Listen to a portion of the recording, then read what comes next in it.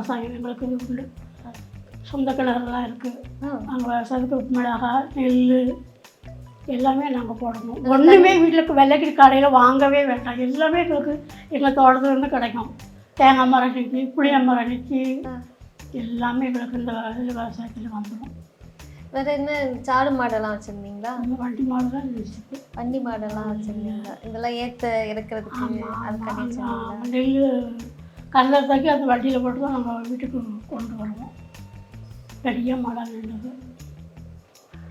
இந்த நெல் அவிக்கும் போது கேரளாவில் ஏதோ அதில் ஒரு ஸ்வீட்லாம் பண்ணுவாங்களாமே, அது மாதிரி ஏதாவது பண்ணுவாங்களா? நெல் அவிக்கும் போதா?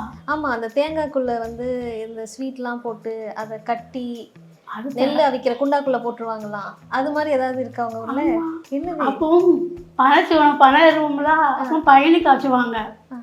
எங்கள் வீட்டுக்காரர் பனை செய்வாங்க. எங்கள் மாமாவை வந்து பயணி காய்ச்சுவாங்க. அப்போ இந்த கிழங்கு போடும் தெரியுமா, பனங்கிழங்கு? ஆமாம் ஆமாம். அதை பிடுங்கி அதில் தவணை கொட்டை வெட்டுவோங்களா? தவணை கொட்டை அது இருக்கும். தவணைன்னு ஒன்று இருக்கும். அதை வெட்டி அதை வந்து நாரில் பொறுக்கு ஊசி வச்சு பொறுத்து அந்த பயணிகளை போட்டு நல்லா கொதிச்சுக்கிட்டு இருக்கும். குழு குழுன்னு கொதிச்சுக்கிட்டு இருக்கும். உங்கள் வீட்டிலே குழு குழு கூடு இருக்கா? குழு குழு கூலா அப்படின்னா அதில் போட்டோம்னா நல்லா அப்படி எடுத்தாக்கி நல்லா இருக்கும்.